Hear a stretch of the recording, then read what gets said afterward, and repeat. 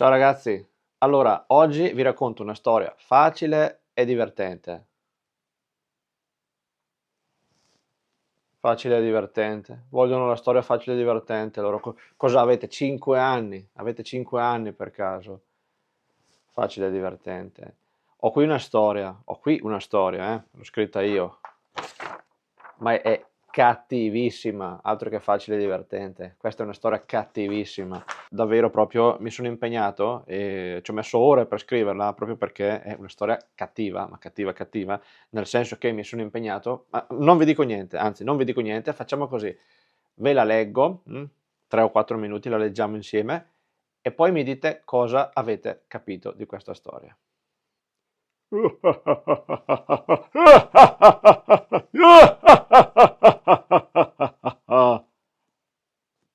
La storia si intitola Un appuntamento con Laura. Un appuntamento con Laura. In italiano appuntamento, attenzione che può voler dire come in inglese appointment, ma anche date, no?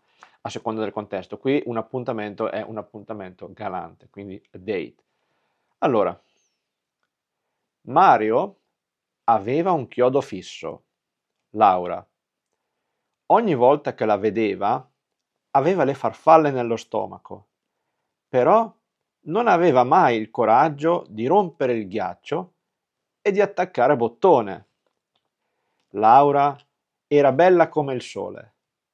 Il suo viso acqua e sapone e il suo meraviglioso sorriso potevano scaldare anche il giorno più grigio. Tutti in ufficio facevano il diavolo a quattro per uscire con lei, ma lei faceva sempre orecchie da mercante e finora tutti quelli che le avevano chiesto di uscire avevano fatto un buco nell'acqua. Però Mario aveva un asso nella manica. Antonio, il suo amico per la pelle. Antonio aveva un cuore grande ed era sempre in prima fila per aiutare gli amici. E si dà il caso che fosse anche un gran Don Giovanni. Uno che con le ragazze non faceva mai fiasco. Tutte gli correvano dietro e lui faceva il bello e il cattivo tempo. Antonio vedeva che Mario era sempre con la testa fra le nuvole. Non voleva ficcare il naso, ma non poteva piantare in asso il suo amico nel momento del bisogno. Quindi un giorno lo prese in disparte e senza mezzi termini gli chiese cosa gli rodeva tanto il fegato. Alla fine Mario vuotò il sacco e gli chiese di dargli una mano a buttarsi nella mischia. Antonio disse: Hai ragione, ogni giorno mi mangio il fegato, ma non riesco a cavare un ragno dal buco. Tu con le ragazze hai sempre le mani in pasta. Questo è pane per i tuoi denti. Antonio lo ascoltò attentamente. Poi tirò il fiato e disse: Mario, con i miei consigli andrà tutto a gonfie vele. Se fai come ti dico, sei in una botte di ferro. Diamo il via alle danze. Prima di tutto, disse Antonio, io per queste cose ho naso e credo che anche Laura abbia un debole per te. Ma tu sei un testone e hai le fette di prosciutto sugli occhi. Lo pensi davvero? Esclamò Mario. È chiaro come il sole, rispose Antonio. Io non prendo mai fischi per fiaschi. L'unico problema è che tu non ti butti mai e quando vedi Laura tagli sempre la corda. Ma ricorda, continuò, tu non puoi avere la botte piena e la moglie ubriaca. È giunta l'ora di metterti in gioco. Mario, a sentire queste parole, era al settimo cielo. Pensò che il suo amico Antonio capitava come il cacio sui maccheroni e che il suo aiuto avrebbe finalmente cambiato le carte in tavola. Antonio si fece in quattro e in men che non si dica aveva raccontato al suo amico Mario tutti i segreti per riuscire a fare centro senza ombra di dubbio. Giriamo pagina, ragazzi, perché è lunga la storia, sono 2 pagine. 2 pagine. Infine gli disse: Amico mio, ora devo levare le tende, ma tu sei pronto. In bocca al lupo. Vai e spacca tutto. Quella sera Mario, per prepararsi al gran giorno, andò a dormire con le galline, ma non chiuse occhio tutta notte. Al mattino si alzò al canto del gallo. La sua mente correva e cercava il pelo nell'uovo per trovare tutto ciò che avrebbe potuto mettergli i bastoni tra le ruote. E se stessi facendo il passo più lungo della gamba? E se in realtà Antonio non avesse capito un tubo? È molto sicuro di sé, ma a volte va preso con le pinze. Mario fece un gran respiro e disse a se stesso: No, basta, non devo mettere il carro davanti ai buoi. Proverò a tirare acqua al mio mulino. E vada come vada. Se son rose fioriranno, altrimenti pazienza. Non tutte le ciambelle escono con il buco. Mario arrivò in ufficio e decise di togliersi subito il dente. Vide Laura che prendeva un caffè alla macchinetta. Le si avvicinò e cercando di tenere a bada l'agitazione disse: Posso offrirtelo io? Lei sorrise con un sorriso a 36 denti e rispose: Ti ringrazio, ma ho già fatto. Mario lì su 2 piedi si sentì il mondo crollare addosso e pensò di aver fatto la figura del pollo. Per salvare la faccia, iniziò ad armeggiare con la macchinetta, ma era una frana per l'agitazione e rovesciò la tazzina. Ho le mani di pasta frolla, provò a dire con un sorrisetto nervoso, e poi si girò e cercò di scappare da quella situazione, con il cuore a pezzi e il morale sotto i piedi. Laura, che capiva tutto al volo, sorrise fra sé e sé, intenerita da quel loro sacchiotto impacciato, così diverso da tutti quegli altri uomini spavaldi e arroganti che l'avevano approcciata finora. Ehi! Gridò verso Mario, che ormai si stava allontanando con la coda fra le gambe e con la faccia di un cane bastonato. E se me lo offrissi stasera dopo il lavoro quel caffè? Diciamo il nuovo locale che hanno aperto in paese? Mario si girò di scatto e con la voce tremante dall'emozione balbettò: ok, sì, sì, sì, certo, allora, a stasera.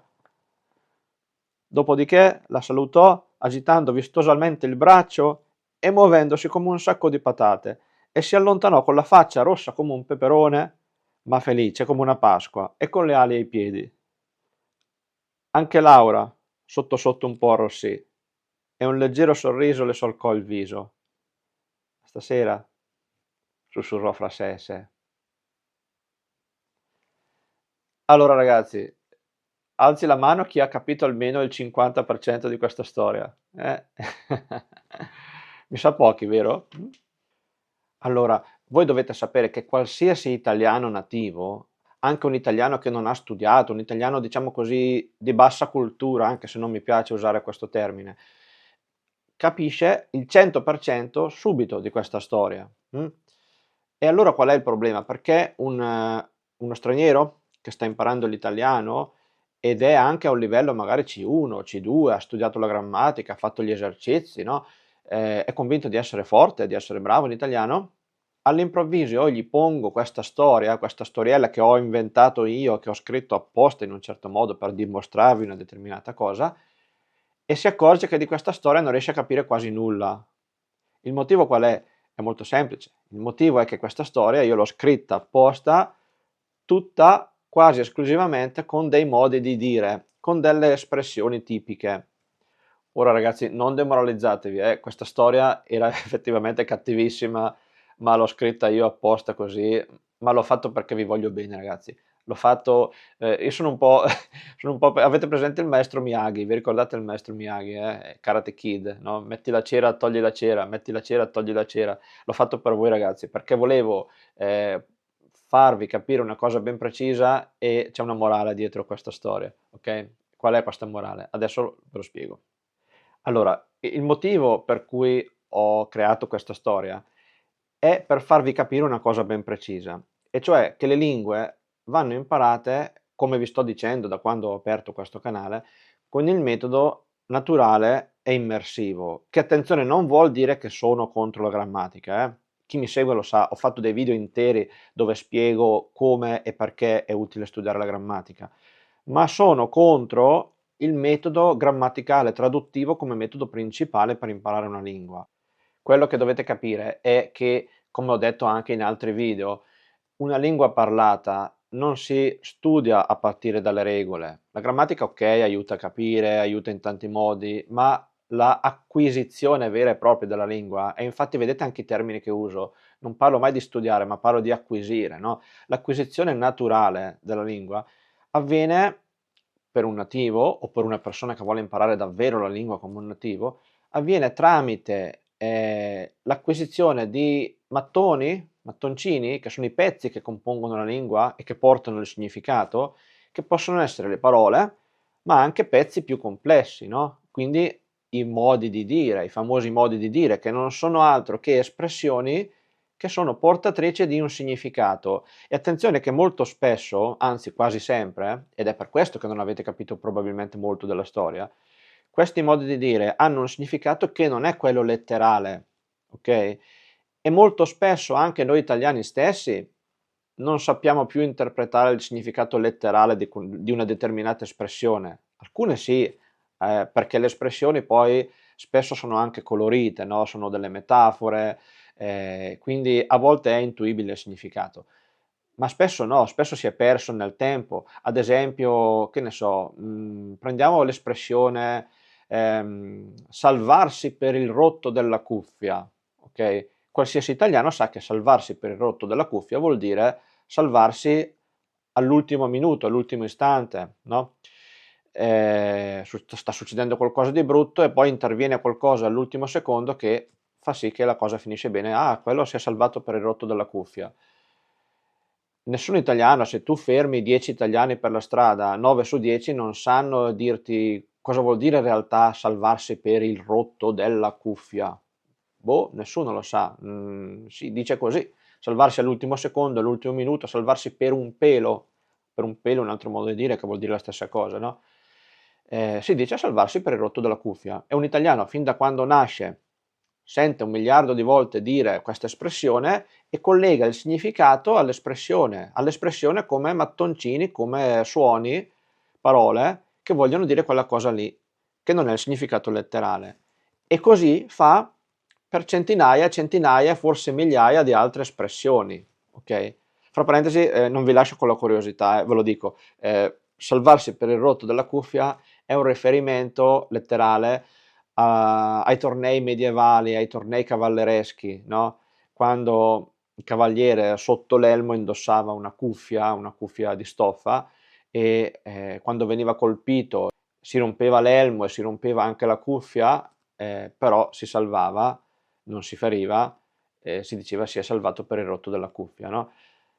Quindi ragazzi, i modi di dire vanno ascoltati, imparati e interiorizzati così come sono, senza voler sempre razionalizzare, farsi delle domande, perché un nativo non lo fa. Un nativo li ascolta 1000 volte, lega l'espressione al significato e poi lo usa con quel significato che ha imparato. E facciamo così, ma vale anche per le altre lingue, voglio dire, io mi ricordo quando imparavo l'inglese, c'erano tantissimi modi di dire, spesso dicevo, che scatole, è possibile che avete tutti questi modi di dire, perché ovviamente per me come straniero era un ostacolo, no? Era una difficoltà in più. Poi ho capito due cose. Prima di tutto ho capito che dovevo iniziare a impararle in modo naturale e quindi ho detto un modo di dire, ok, è come una parola, no? Imparo che bicchiere si dice glass in inglese, no? Va bene, imparerò che il modo di dire vuol dire questa cosa. ci sono 1000 modi di dire, è come se dovessi imparare 1000 parole, né più né meno.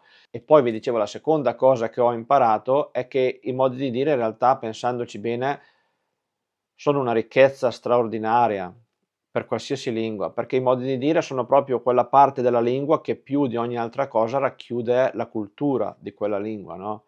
Nella storia che vi ho appena letto c'è un'espressione ad esempio bella che è come il cacio sui maccheroni. Ma chi se non la cultura italiana, no? Poteva inventarsi un'espressione così, la cultura italiana che è fissata con il cibo, no? Come il cacio sui maccheroni vuol dire capitare proprio nel momento giusto, proprio quando ce n'era il bisogno, perché i maccheroni, che sono un tipo di pasta asciutta, non un tipo di pasta, richiedono come formaggio il cacio, che è un tipo di formaggio, insomma, che con i maccheroni va proprio bene, no? È proprio il suo, è buono come abbinamento. E quindi c'è l'espressione, no? Capitare come il cacio sui maccheroni. Capitare, un'altra espressione sempre che include il cibo è, che vuol dire la stessa identica cosa, è capitare a fagiolo, capitare a fagiolo, che fra l'altro fagiolo, no? Sarebbe bean in inglese, si può dire fagiolo oppure fagiolo, si dice, nell'italiano moderno si sentirete dire fagiolo. Vabbè, però adesso non dilunghiamoci troppo, il concetto l'avete capito.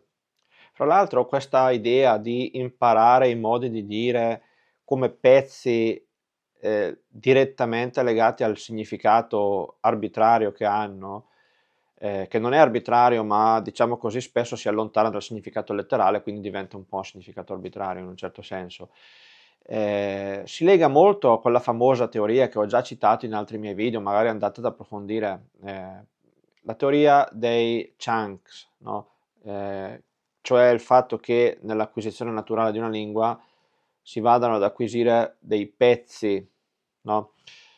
E queste espressioni, le espressioni, i modi di dire, sono proprio dei pezzi che vanno semplicemente acquisiti e il cervello lega il chunk al suo significato e quando serve lo mette lì e lo usa in modo naturale, senza dover razionalizzare per forza cosa vuol dire, il significato antico, il significato originale, grammaticalmente, deriva da. Ok, sono tutte cose interessanti per chi sta imparando una lingua, per una persona di cultura che ama leggere, studiare, approfondire. Assolutamente, ragazzi, non dico di no. Io ho passato metà della mia vita a studiare, approfondire queste cose perché mi piacevano. Ma se mi dite il mio scopo è semplicemente imparare l'italiano in modo naturale e parlarlo in modo fluente come un nativo, il metodo è quello che vi sto dicendo, ecco. Il resto è una cosa in più che viene dopo. Ma adesso ragazzi, senza indugiare oltre, un altro modo di dire, gli inglesi com'è che dicono without further ado, mi sembra qualcosa del genere. Ok? E quindi senza indugiare oltre andiamo a leggere. Quindi ragazzi, un appuntamento con Laura. Allora, Mario aveva un chiodo fisso, vuol dire Mario aveva un pensiero sempre unico in testa, no? Pensava sempre a quella cosa, un chiodo fisso, come se avesse nella testa un chiodo che non riusciva a toglierselo, no? Un pensiero fisso. Laura, ogni volta che la vedeva, aveva le farfalle nello stomaco. Avere le farfalle nello stomaco vuol dire essere agitato quando prima di un evento, prima di una gara, prima di qualcosa di importante che sei tutto agitato, ti senti proprio lo stomaco in subbuglio. Diciamo avere le farfalle nello stomaco. Bella questa immagine. Però non aveva mai il coraggio di rompere il ghiaccio e di attaccare bottone. Cioè non aveva il coraggio di rompere il ghiaccio. Rompere il ghiaccio vuol dire andare lì, fare qualcosa, fare la prima mossa e poi tutto si scioglie, no? E poi la situazione diventa più facile da gestire. Quindi noi diciamo rompere il ghiaccio quando vogliamo proprio dire andare, buttarsi in qualcosa, fare la prima mossa e poi dopo le cose vanno da sé. E di attaccare bottone. Questa è un'espressione molto bella, no? Specialmente quando si vuole andare a parlare con una ragazza, eccetera. No? Attaccare bottone vuol dire iniziare a parlare, iniziare un discorso e poi anche lì il discorso poi va avanti. Attaccare bottone è la prima mossa che tu vai a fare, no? Laura era bella come il sole, no? Quindi qui è abbastanza facile da capire. Bellissima, quando una cosa è bellissima, una ragazza è bellissima, diciamo, specialmente questo si usa di solito per una persona, non si dice, non so, quella casa è bella come il sole, si riferisce sempre a una persona, no? Laura era bella come il sole. il suo viso acqua e sapone vuol dire un viso pulito, candido, non quei visi, no, pieni di trucco, quindi molto sofisticati. Acqua e sapone è una ragazza semplice. E il suo meraviglioso sorriso potevano scaldare anche il giorno più grigio. Scaldare anche il giorno più grigio vuol dire, no, proprio rendere bello anche il giorno più brutto, più triste. Tutti in ufficio facevano il diavolo a quattro per uscire con lei. Fare il diavolo a quattro vuol dire agitarsi e fare di tutto per riuscire a ottenere qualcosa. Ma lei faceva sempre orecchie da mercante.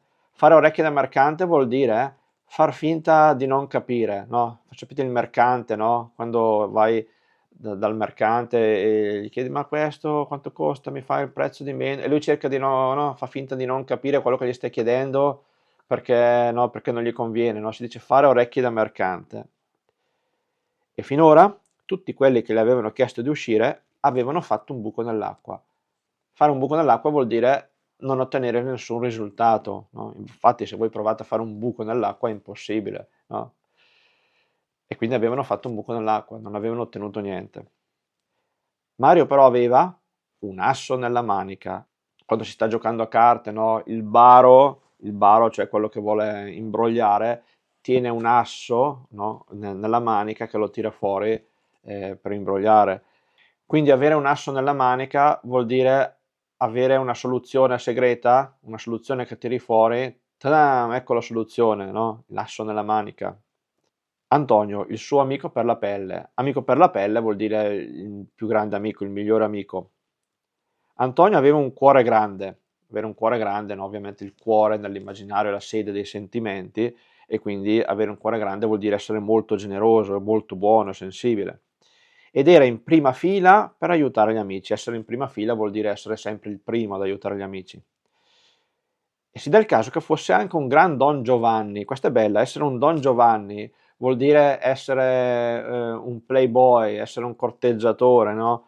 E questo chiaramente è il Don Giovanni, il personaggio letterario, per cui avete capito.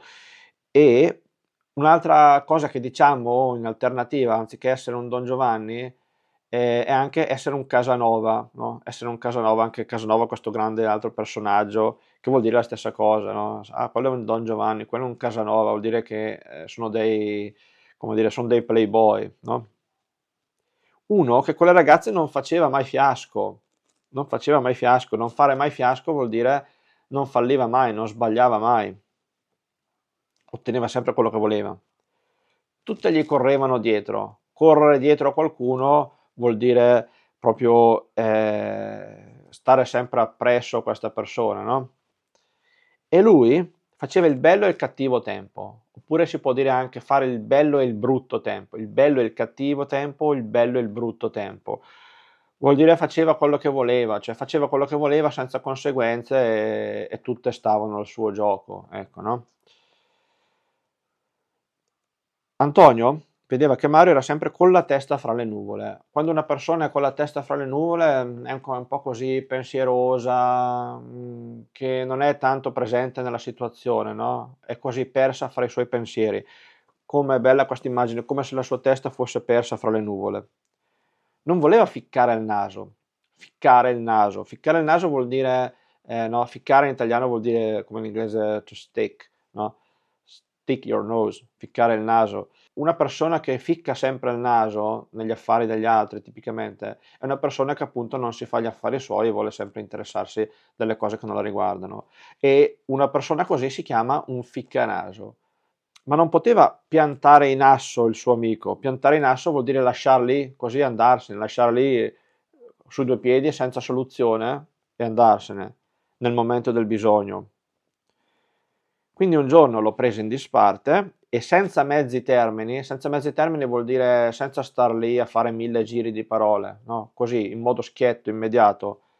Gli chiese cosa gli rodeva tanto il fegato, no? Rodere il fegato vuol dire qualcosa che ti disturba, che ti fa soffrire, che ti fa innervosire più che soffrire, no?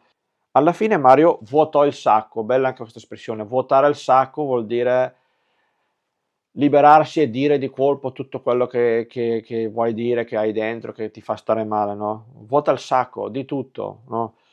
Oppure anche confessare, dipende dal contesto, no? La polizia torchiò il ladro e alla fine lui vuotò il sacco. Quindi quando vuoti un sacco fai uscire tutto di colpo dal sacco, no? Quindi metaforicamente vuotare il sacco vuol dire far uscire tutta la verità. E gli chiese di dargli una mano a buttarsi nella mischia. Dare una mano vuol dire, come anche in altre lingue, come anche in inglese, ad esempio, dare una mano vuol dire aiutare, no? Una persona. A buttarsi nella mischia. Buttarsi nella mischia vuol dire lanciarsi nella situazione, no? Antonio disse: Hai ragione, ogni giorno mi mangio il fegato, che è una versione un po' diversa del solito rodersi il fegato. Cioè, mi mangio il fegato vuol dire no, mi struggo da questo patimento che ho, ma non riesco a cavare un ragno dal buco. Non riuscire a cavare un ragno dal buco vuol dire non riuscire a ottenere nessun risultato. Tu con le ragazze hai sempre le mani in pasta, no? Avere le mani in pasta, bella anche questa espressione sempre tipicamente italiana legata al mondo del cibo. Quando le donne, le massaie facevano, no? Anticamente la pasta fatta a mano, no? Quindi con le mani nell'impasto impastavano quella che poi diventava la pasta, no? Avere le mani in pasta vuol dire essere dentro le situazioni, essere abituato, no? Quindi tu con le ragazze hai sempre le mani in pasta, vuol dire tu con le ragazze sei abituato a stare in quelle situazioni lì, a gestirle, no? Questo è pane per i tuoi denti, un'altra espressione che va a rafforzare perché vuol dire più o meno la stessa cosa. Essere pane per i tuoi denti vuol dire essere una cosa tua, tipica, che tu riesci a gestire bene facilmente, no? Perché è una cosa adatta a te. Antonio lo ascoltò attentamente, poi tirò il fiato vuol dire, no? Fece fare un respiro, fermarsi un attimo, fare un respiro, e disse, Mario, con i miei consigli andrà tutto a gonfie vele, cioè andrà tutto benissimo, no? Come una nave con il vento che soffia forte, le vele si gonfiano, la nave va liscia come l'olio, vuol dire va senza problemi, corre nel mare. Quando le cose vanno a gonfie vele vuol dire che le cose vanno bene. Se fai come ti dico, sei in una botte di ferro. Essere in una botte di ferro vuol dire essere al sicuro, essere in una situazione dove tu sei protetto e stai tranquillo che non può andarti male, essere in una botte di ferro. Diamo il via alle danze. Dare il via alle danze vuol dire dai, iniziamo, no? Prima di tutto disse Antonio, io per queste cose ho naso. Avere naso vuol dire avere fiuto, un'altra espressione si dice ho fiuto, ho naso, sono espressioni analoghe che vogliono dire ci capisco, me ne intendo, queste cose io non sbaglio mai. E credo che anche Laura abbia un debole per te. Avere un debole per qualcuno vuol dire essere un po', non dico innamorato, ma avere no, un sentimento, no? Quindi Laura ha un debole per Mario, no? A Laura un pochettino sotto sotto piace Mario. Ma tu sei un testone, no? Essere un testone vuol dire essere una testa dura, essere uno che è cocciuto, che non capisce. E hai le fette di prosciutto sugli occhi. Avere le fette di prosciutto sugli occhi, oppure si dice anche avere le fette di salame sugli occhi, vuol dire non capire la situazione, perché se hai le fette di prosciutto, di salame sugli occhi vuol dire che non vedi, no? Quindi non vedi la realtà, non vedi quello che hai davanti al tuo naso. Lo pensi davvero? Esclamò Mario. È chiaro come il sole, cioè è lampante, un'altra espressione, vuol dire chiarissimo, è una cosa evidente, rispose Antonio. Io non prendo mai fischi per fiaschi. Bella questa espressione, prendere fischi per fiaschi, cioè fischi e fiaschi sono due parole che si assomigliano, no? E che vogliono dire cose completamente diverse. E quindi prendere fischi per fiaschi vuol dire fraintendere, io non sbaglio mai, io non fraintendo mai. L'unico problema è che tu non ti butti mai, no? Buttarsi vuol dire lanciarsi in una situazione. E quando vede Laura, tagli sempre la corda. Tagliare la corda vuol dire filarsela, un'altra espressione, filarsela vuol dire scappare a gambe levate, sono tutte espressioni, no? Vuol dire andarsene di corsa, scappare dalla situazione, insomma. Oh ragazzi, qui questa situazione non mi piace, dai, tagliamo la corda. Ma ricorda, continuò, non puoi avere la botte piena e la moglie ubriaca. Bella anche questa espressione tipica italiana, no? Avere la botte piena e la moglie ubriaca. Cioè, tu non puoi avere la botte piena, la botte è la botte di vino, no? Se tu vuoi far ubriacare tua moglie, no? Adesso, non so perché uno dovrebbe voler far ubriacare sua moglie, questo adesso YouTube con i tuoi algoritmi, questo non ascoltarlo, stiamo parlando di detti, quindi nessuno deve fare ubriacare sua moglie, mi raccomando. Allora, se però uno volesse far ubriacare la moglie, deve darle da bere del vino e quindi la botte si svuota, no? Quindi non può avere tutte e due le cose, non puoi continuare a voler avere il vino e anche la moglie ubriaca. O hai la moglie ubriaca o hai la botte piena. Cosa vuol dire? Vuol dire che non puoi avere due cose allo stesso momento. Se hai una cosa, per forza devi rinunciare all'altra. È giunta l'ora di metterti in gioco. Mettersi in gioco vuol dire anche qui lanciarsi nella situazione, no?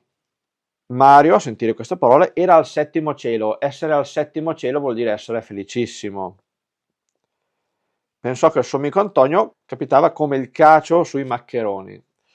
Capitare come il cacio sui maccheroni, ve l'ho già spiegata prima, vuol dire no, capitare proprio a puntino, capitare perfetto al momento giusto, la cosa che serviva proprio in questo momento, la cosa perfetta per questa situazione.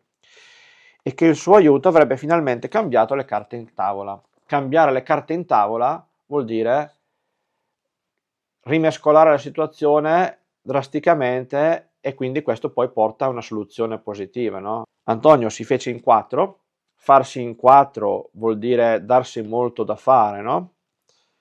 E in men che non si dica, vuol dire velocissimamente, in pochissimo tempo, aveva raccontato al suo amico Mario tutti i segreti per riuscire a fare centro senza ombra di dubbio. Fare centro vuol dire ottenere il risultato, senza ombra di dubbio, un'altra espressione che vuol dire sicuramente, assolutamente, senza nessun dubbio che le cose vadano così.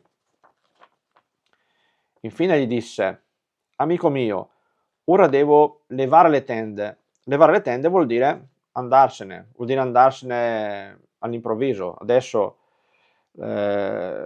basta, è tardi, leviamo le tende. No? Vuol dire prendiamo tutte le nostre cose e andiamocene. Ma tu sei pronto? In bocca al lupo. Allora, in bocca al lupo vuol dire buona fortuna, no? È un po' come in inglese che dicono break a leg, che ovviamente non augureresti a nessuno di rompersi una gamba, no? Come non augureresti a nessuno di finire nella bocca del lupo, però vuol dire esattamente il contrario, vuol dire buona fortuna. E dicevo, è interessante questa espressione perché tipicamente si diceva in bocca al lupo e si rispondeva crepi il lupo.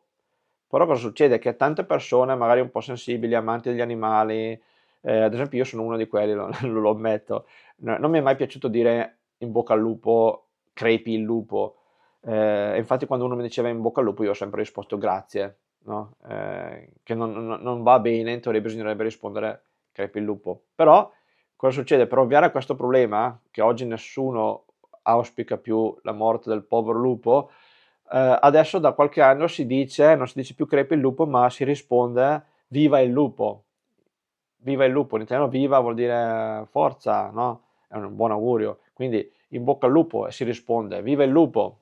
Però magari qualcuno della vecchia guardia, della vecchia scuola potrebbe rispondervi ancora crepi il lupo. Chiuso parentesi, questa così ve la raccontavo. Bonus, prendetelo come un bonus di questa lezione. Vai e spacca tutto. Spacca tutto non vuol dire letteralmente spacca tutto, ma vuol dire dai, vai e faccela. Quella sera Mario, per prepararsi al gran giorno, andò a dormire con le galline, no? Che non vuol dire letteralmente che Mario aveva un pollaio ed è andato a dormire insieme alle sue galline. Sarebbe un po' strana come cosa, no? Vuol dire andare a dormire molto presto, perché evidentemente adesso io non ho mai avuto un pollaio, però credo che le galline probabilmente vadano a dormire presto. E quindi andare a dormire con le galline vuol dire andare a dormire molto presto, no? Magari non so, le persone anziane, eccetera, si dice, ah, quelle vanno a dormire con le galline. quando alle 8 di sera hanno già cenato, hanno già spento tutte le luci, sono già a dormire, no? Ma non chiuse occhio tutta notte. Non chiudere occhio vuol dire non riuscire a dormire, questa è intuitiva. Al mattino si alzò al canto del gallo. Anche qui, alzarsi al canto del gallo vuol dire alzarsi molto presto, no? Non c'è letteralmente un gallo che canta, ma se ci fosse, tipicamente canterebbe presto. Io lo so perché anni fa da bambino c'era un gallo, il mio vicino aveva più di un gallo in realtà, e mi ricordo che all'alba praticamente sti galli iniziavano a cantare. E quindi alzarsi al canto del gallo è una sveglia naturale, no? Vuol dire alzarsi presto. La sua mente correva e cercava il pelo nell'uovo per trovare tutto ciò che avrebbe potuto mettergli i bastoni tra le ruote. Cercare il pelo nell'uovo vuol dire voler sempre andare a cercare i dettagli più piccoli, no, per criticare qualcosa. Di solito tipicamente è sempre un'accezione negativa. Oh, ma non ti va mai bene niente, cerchi sempre il pelo nell'uovo, no? Cercava il pelo nell'uovo per trovare tutto ciò che avrebbe potuto mettergli i bastoni fra le ruote. Mettere i bastoni fra le ruote a qualcuno vuol dire cercare di dargli fastidio, di impedirgli di fare quello che sta facendo. E se stessi facendo il passo più lungo della gamba, cioè vuol dire e se stessi facendo una cosa troppo grande per me, no? Fare il passo più lungo della gamba, fare una cosa che non è alla mia portata e poi chiaramente va a finire male. E se in realtà Antonio non avesse capito un tubo, una persona che non capisce un tubo, non capire un tubo vuol dire non capire niente. È molto sicuro di sé, ma a volte va preso con le pinze, no? Quando una persona, soprattutto una situazione, va presa con le pinze, prendere con le pinze vuol dire proprio non credere al 100% di quello che ti dice o non credere tutto, anche qui un'altra espressione che usiamo sempre analoga, come se fosse oro colato, no? Cioè quindi non credere senza giudizio, valuta bene, ascolta, ma prendi con le pinze, perché? Perché voi prendete presente quando uno prende una cosa con le pinze, vuol dire la prende, la maneggia con cautela, no? Quindi la metafora è questa, prendere con le pinze vuol dire proprio prendere con attenzione. Un altro modo di dire può essere con beneficio di inventario, no? Con beneficio di inventario, questo anche è un po' più complicato, vuol dire la stessa identica cosa, no? Prendere qualcosa, sì, ora ti spiego questa cosa, ma prendila con le pinze, cioè non prenderla proprio sul serio al 100%, oppure ma prendila con beneficio di inventario. Il beneficio di inventario è un istituto giuridico anche, perché ad esempio quando c'è un'eredità, si può accettare l'eredità con beneficio di inventario, cioè fare l'inventario vuol dire fare l'analisi di tutti i beni, farli passare tutti uno per uno guardando bene cosa sono, cosa non sono. Lo si usa anche nel commercio, fare l'inventario di un magazzino vuol dire fare l'analisi precisa di tutto quello che contiene. Il beneficio di inventario è proprio un istituto giuridico che nel caso dell'eredità vuol dire accettare con beneficio di inventario. Sì, accetto l'eredità, ma riservandomi però di analizzare bene tutto e quindi mi tengo questo beneficio, la facoltà di poi non accettare. Non voglio adesso complicarvi la cosa, però è interessante sapere che c'è anche questo modo di dire. Un altro modo di dire un po' più colto, che quindi non sentirete mai dire spesso, però qualcuno, magari persone un po' di cultura così, potrebbero dirlo, è cum grano salis, che non è italiano ma è latino, ma in italiano spesso si usano, soprattutto appunto le persone colte, letterate, che hanno studiato, eccetera, magari quando vogliono fare anche un po' sfoggio, no? Per questo che a me non piace mai usare questa espressione. Si può dire cum grano salis, che è un po' è uguale all'inglese che dicono no, with a pinch of salt, è la stessa identica cosa. Mario fece un gran respiro e disse a se stesso: no, basta, non devo mettere il carro davanti ai buoi. Bella questa espressione, mettere il carro davanti ai buoi vuol dire non devo mettere problemi davanti a quello che sto facendo prima che si presentino davvero, no? Infatti i buoi devono stare davanti al carro perché i buoi tirano il carro, no? Se metti il carro davanti ai buoi, no? Metti gli ipotetici problemi prima ancora che si verifichino. e quindi la situazione poi va in una situazione di stallo, no? Quindi non mettere il carro davanti ai buoi vuol dire non anticipare, non voler anticipare dei problemi che non si sono ancora presentati. Quando si presenteranno, eventualmente, se si presenteranno, li risolverai. Proverò a tirare acqua al mio mulino, quindi è bella questa espressione, tirare acqua al proprio mulino vuol dire cercare di fare andare le cose a proprio vantaggio. E vada come vada è un'espressione, un modo di dire oh, ho fatto tutto quello che potevo fare, come andrà andrà. Amen. Amen è tipicamente nel cristianesimo quando si dice la preghiera spesso finisce con amen, che anche qui un'espressione vuol dire così sia, no? Eh, si usa spesso dire amen nel linguaggio colloquiale come espressione per indicare ho fatto tutto quello che volevo fare e poi amen, oppure vada come vada, come dire non posso farci nient'altro, lasciamole che le cose vadano come vadano e chi se ne frega, insomma. Se sono rose fioriranno, quindi se c'è un potenziale, questo potenziale sboccerà come un fiore, no? Altrimenti no. Altrimenti pazienza, si potrebbe dire appunto altrimenti amen, altrimenti pazienza, è come dire altrimenti le cose sono così e basta. Non tutte le ciambelle escono col buco, no? Bella questa espressione, non tutte le ciambelle escono col buco. Questo, questo piacerebbe a Homer Simpson di battuta.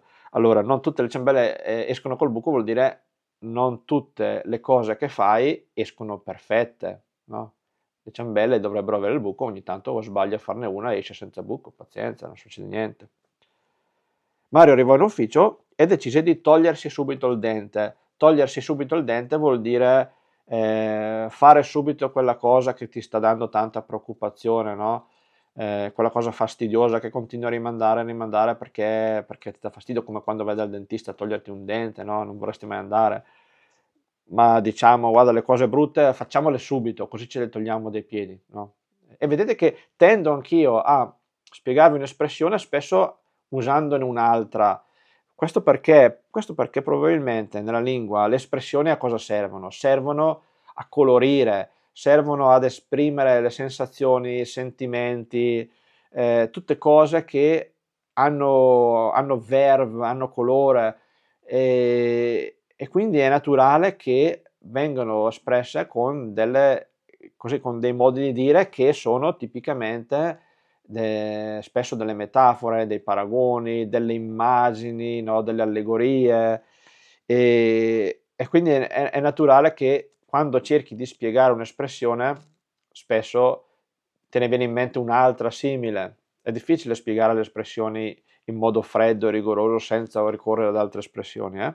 Vide Laura che prendeva un caffè alla macchinetta, le si avvicinò e cercando di tenere a bada l'agitazione, cioè tenere a bada vuol dire di tenere calma, di non farla scoppiare, no? Cerca di tenerla tranquilla, l'agitazione che aveva. Posso offrirtelo io? Lei rispose con un sorriso a 36 denti, no? Allora, i denti, fra l'altro, non sono 36, dovreste sapere in teoria che sono 32, giusto? Sono 32 i denti realmente. E infatti qualcuno dice anche con un sorriso a 32 denti, però in realtà l'espressione vera è con un sorriso a 36 denti, perché è un'esagerazione. Avere un sorriso a 36 denti vuol dire no, aprire, inarcare la bocca, tanto che si vedono tutti e addirittura non tutti e 32, ma tutti e 36 i denti, no? È proprio un'iperbole. Vuol dire quindi avere un sorriso fantastico, smagliante, un sorriso smagliante, diciamo, anche, un altro modo di dire. E rispose, ti ringrazio, ma ho già fatto. Mario lì sui due piedi si sentì il mondo crollare addosso, cioè sentirsi il mondo crollare addosso vuol dire avere così essere improvvisamente di colpo sopraffatto, no? E sentire proprio oh, non c'è più speranza, il mondo ti crolla addosso. E pensò di aver fatto la figura del pollo. Fare la figura del pollo vuol dire fare la figura del fesso, no? Aver fatto la figura come dire, del cretino, ma neanche del cretino, più che altro dell'impacciato, no? Del fessacchiotto. Mm. Per salvare la faccia, iniziò ad armeggiare con la macchinetta. Armeggiare vuol dire mettersi lì fare senza neanche capire bene cosa sta facendo uno, no? Vedevi che con le mani stava facendo qualcosa ma non capivi bene cosa, no? Diciamo armeggiare, armeggiare. Ma era una frana per l'agitazione. Essere una frana vuol dire essere un disastro, no? E rovesciò la tazzina. Ah, ho le mani di pasta frolla. Avere le mani di pasta frolla è appunto quando uno è una frana che con le mani non riesce a fare le cose giuste, no? Si dice ha le mani di pasta frolla, ad esempio prende una cosa ma sbaglia, la fa cadere, eccetera. Si dice ha le mani di pasta frolla. Perché la pasta frolla è un tipo di impasto, anche qui riferimento sempre al cibo, no? Un tipo di impasto molto molle, morbido, che si sbriciola. Provò a dire con un sorrisetto nervoso e poi si girò e cercò di scappare da quella situazione, con il cuore a pezzi e il morale sotto i piedi. Anche qui intuitivo, no? Il cuore è la sede dell'amore e dei sentimenti, a pezzi, il cuore infranto, diciamo, no? E il morale sotto i piedi. Avere il morale sotto i piedi vuol dire proprio bella questa immagine, no? Questa metafora, il morale, cioè la tua positività, la tua energia, no? Infatti diciamo anche dai, su di morale, dai, no?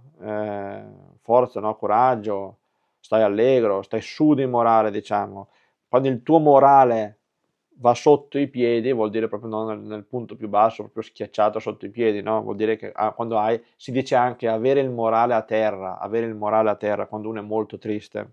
Laura, che capiva tutto al volo, immediatamente, no? Sorrise fra sé e sé, intenerita da quel rossacchiotto impacciato. Essere un orsacchiotto, anche questo potremmo identificarla come un'espressione, perché quando uno è un orsacchiotto vuol dire un tenerone, no? Quando una persona è buono, è così, che fa tenerezza, no? È un orsacchiotto impacciato, così diverso da tutti gli altri uomini spavaldi e arroganti che l'avevano approcciata finora. Ehi, gridò verso Mario che ormai si stava allontanando con la coda fra le gambe e con la faccia di un cane bastonato. Allora, con la coda fra le gambe vuol dire triste, umile, no? Prostrato, quando qualcosa ti è andato male, no? E tu te ne vai così a testa bassa, triste, no? Si dice con la coda fra le gambe e con la faccia di un cane bastonato. No, dai, non fare quella faccia da cane bastonato, diciamo, cioè non fare quella faccia triste, abbattuta, no? E se me lo offrisci stasera dopo il lavoro quel caffè a quel nuovo locale che hanno aperto in paese. Mario si girò di scatto e con la voce tremante dall'emozione balbettò: Ah, ok, sì, certo, allora a stasera. Dopodiché la salutò agitando vistosamente il braccio e muovendosi come un sacco di patate.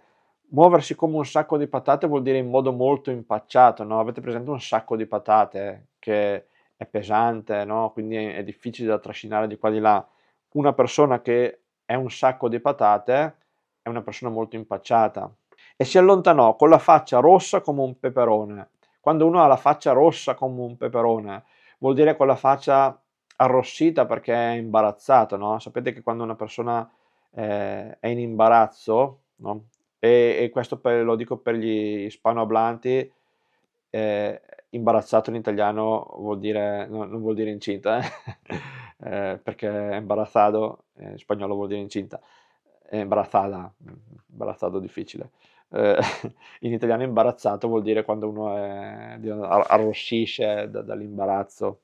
Ma felice come una Pasqua vuol dire felicissimo, no? È come detto di prima, essere al settimo cielo, essere felice come una Pasqua. E con le ali ai piedi, stessa cosa, essere con le ali ai piedi, no? Immaginatevi uno che ha le ali ai piedi, quindi vola addirittura da quanto è felice, no? Anche Laura sotto sotto un po' arrossì e un leggero sorriso le solcò il viso. A stasera sussurrò fra sé e sé. Oh ragazzi, erano 90, 90 e più. Adesso immagino che siate cotti. Sicuramente siete cotti. Un altro modo di dire essere cotti vuol dire essere stanchissimi, non farcela proprio più. Quindi ragazzi, alla prossima. Ciao!